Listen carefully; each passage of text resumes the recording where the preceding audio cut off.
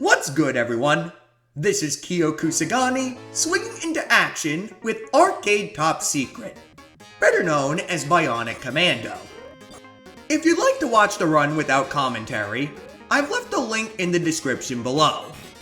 Otherwise, I'll tell you how to win this game. Ready? Listen close now.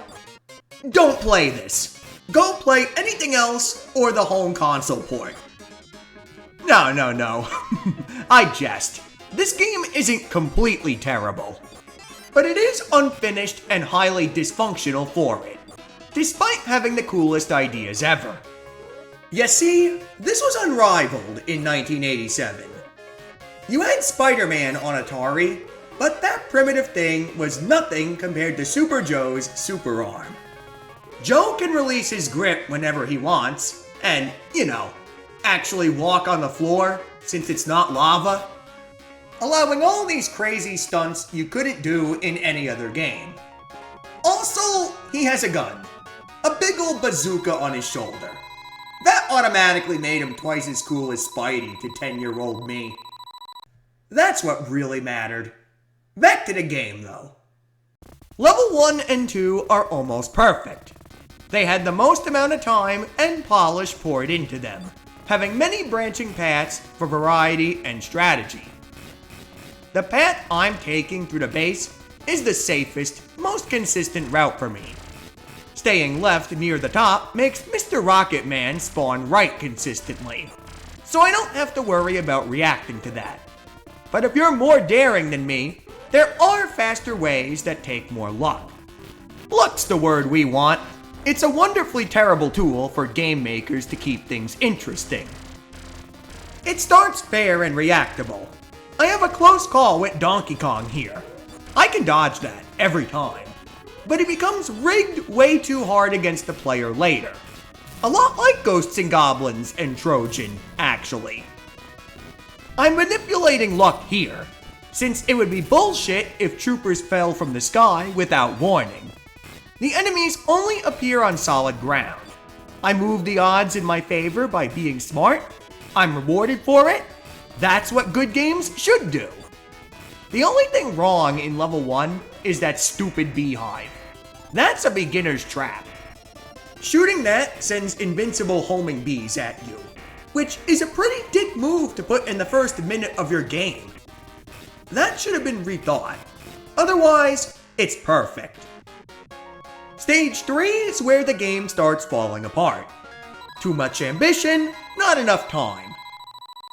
Those old Japanese devs had insane production rates and work ethic.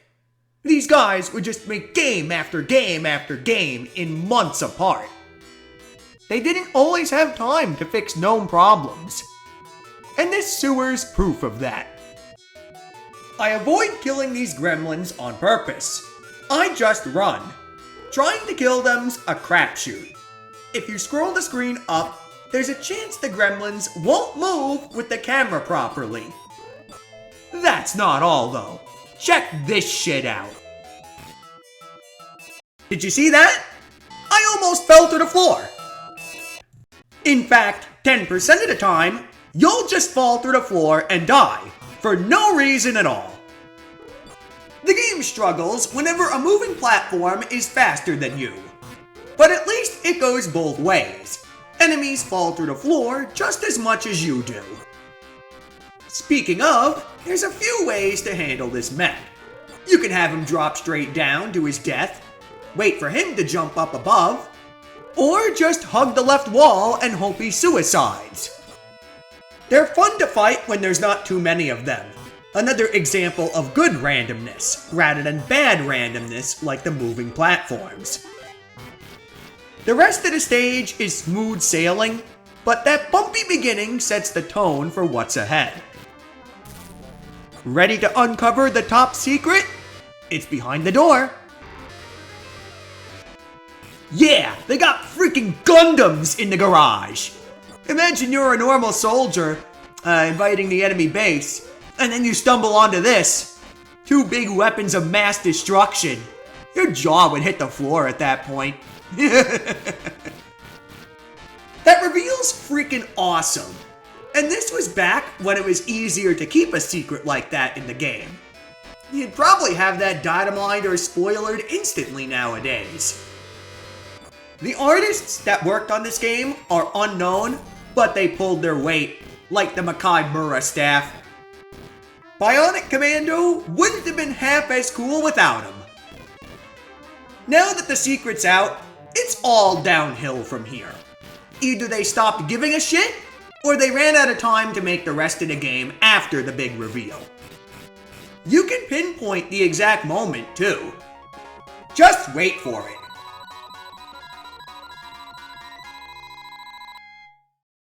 Yeah, just Jesus walk over everything. Who gives a shit, right? I'm afraid to say the rest of the game is incredibly broken from this point forward, full of bad RNG. The little imps that rose from the fires were the worst things in the original Ghosts and Goblins. Pay no mind to me getting scorched, that was my fault. The imps would appear wherever they pleased, and sometimes right on top of you. There's nothing you can do about it. Sometimes the game just says you lose. The helicopters I'm about to fight are almost as unfair.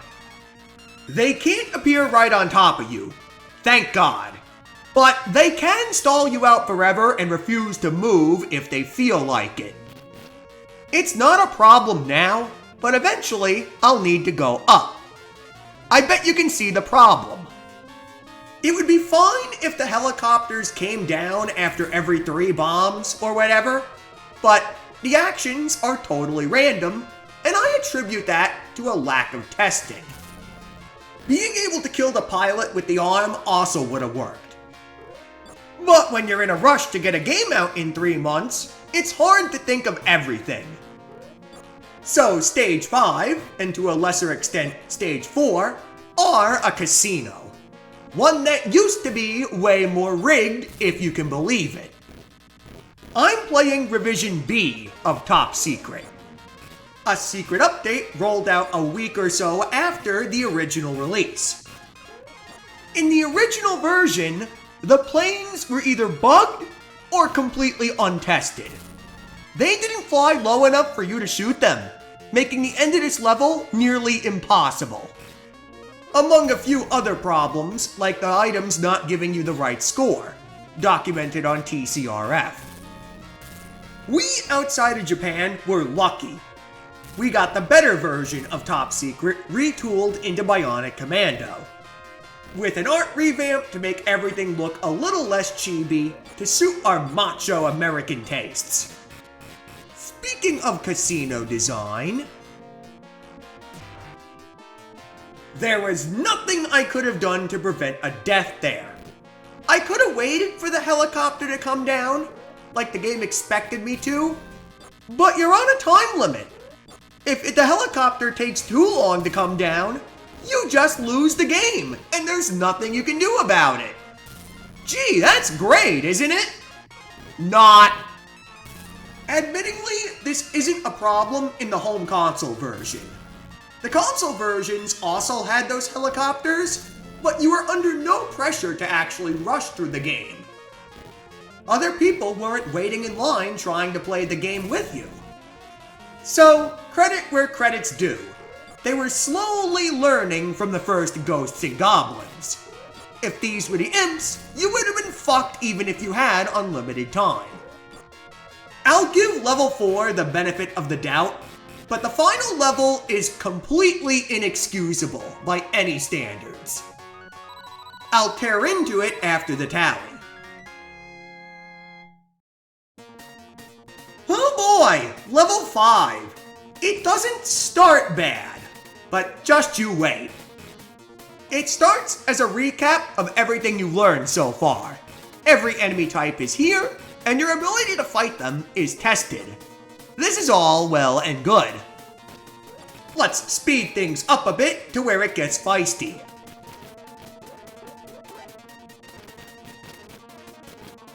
Ah, here we are. We gotta prevent Dr. Wily from launching his nukes. which starts fair. You have all the time in the world to lure these mechs down so you can blow them up. I shouldn't have died there. I'm a colossal idiot for jumping into that. But nothing can save you from the countdown. 60 seconds to stop the launch in an area with indefinitely respawning enemies. Good freaking luck. This isn't a game anymore. It's a cruel joke played on the player by the developer. You have to keep climbing up and pray none of the helicopters get in your way. I got exceedingly lucky. This is a textbook example of how not to do difficulty in your game. Funny enough, the area afterwards is good difficulty because the timing for climbing up the stairs is incredibly tight, but consistent every single time. This is a test of your timing skills, no ifs, ands, or buts. Letting us close the game out by shooting a crotchety old man that can't shoot a gun to save his life, like most dictators. Dr. Wily's death brings us the end of Bionic Commando, otherwise known as Top Secret. Is it a good game? No. Is it a cool game? Absolutely. I bet you can do countless more tricks with the bionic arm if you bothered. Therefore, I'm obliged to give Arcade Top Secret a C-, factoring its age into my rating. It's a welcome addition to Capcom Arcade Stadium, and you should give it a try for its historical value. Otherwise, just stick to the NES version. You'll have a much better time with it all around. Thank you for watching my first talk-through in a while. I enjoyed doing this, and I hope to see you again whenever I do a review or another one of these. I'm Kyo Kusagani, over and out.